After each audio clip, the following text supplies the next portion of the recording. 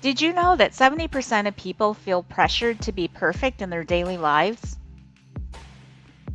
In fact, young people today report more perfectionism and pressure from parents compared to previous generations. As I release perfectionism in my life, I want to understand why we feel the need to be this way in the first place. Have you ever noticed how people of all ages feel like they must be perfect all the time? It's like society keeps telling us to do better, achieve more, and never slip up. For students, this might mean aiming for straight A's or having the coolest online profile, while adults might feel the pressure to excel at their jobs or keep their homes looking exactly right. Whether it's trying to maintain an ideal family or the perfect friend group, this pressure to be perfect can stress us out, no matter how old we are. It's like we are all constantly told that anything less than perfect is just not enough. When we strive for perfection, we put ourselves under immense pressure to meet unrealistic expectations. Anxiety, depression, and burnout are all common side effects of perfectionism. We may end up comparing ourselves to friends on social media, and it seems like we are always falling short. This constant competition makes it tough to see our own value. We become so wound up in meeting what others expect of us that we forget to appreciate and accept who we truly are. We have forgotten how to love and accept ourselves for who we are. It is you that sets you apart. Being yourself is enough because there is no one exactly like you. So where does this pressure to be perfect come from? Is it from our upbringing, our social media feeds, or our cultural standards? The answer is yes. Imagine when you were a kid and every time you played soccer, people only talked about the goals you missed, not the ones you scored. Or maybe when you did score, they just gave you a cheer and later told you how you could have done it better. This kind of focus on mistakes, without recognizing what you did well, can really affect how you see yourself. Other ways perfectionism can develop is from avoiding failure or criticism.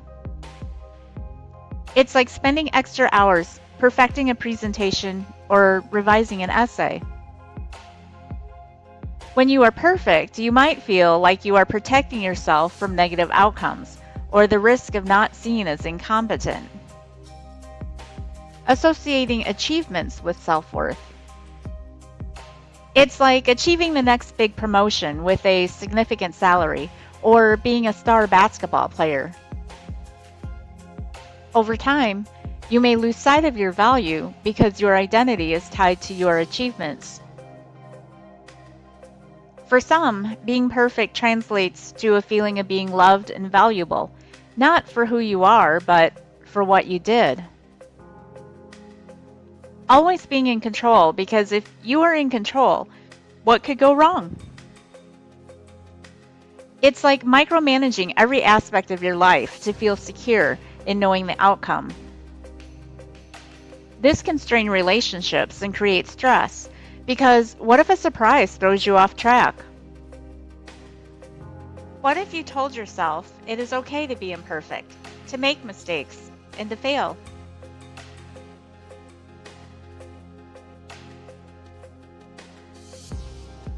It is hard to accept that perfection is unattainable, that it is a mere illusion. But once you realize this, you are free from the pressure to conform. You are allowed to be yourself, imperfections and all. What if you told yourself it is okay not to be perfect, to make mistakes, and to sometimes fail? Would that be easy to believe? Maybe not right away. It is tough to accept that being perfect is something we can never really reach. It's like chasing a mirage you see in the distance that you can never reach. But once you realize this, you can stop worrying about meeting impossible standards and just be yourself, with all your quirks and flaws. Embracing who you are, including your imperfections, is what releases your true self to shine. I remember when I started working from home many years ago, before it became popular like now. My initial belief said I had to maintain a perfect professional appearance to ensure high work standards. At first, this gave me a sense of control, and no one could judge me by this choice or my work ethic. Over time, I started to see how ridiculous this was because the quality of my work was about my skills and dedication, not wearing a button blazer. This taught me to be true to myself and recognize that my worth comes from valuing who I am, not relying on external circumstances. It is about being human. How do you allow yourself the freedom to new possibilities? Begin by setting and meeting realistic small goals based on progress, not perfection. Moving forward is the key rather than flawless execution. Talk yourself up with kindness. Even when something does not go as expected, acknowledge your efforts. Welcome mistakes because they equal growth. Focus on your path. At the end of the day, you hold the answer to create decisions that align with your values and aspirations. Observe your experiences for an insight into your perfectionism tendencies. This can help bridge the gap between different behaviors. I continue to have moments of uncertainty and fear, wondering if I'm doing the right thing or if others will judge me.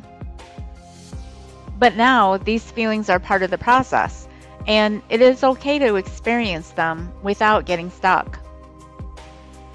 Remember, allow yourself grace to know you do not have to be perfect to be worthy.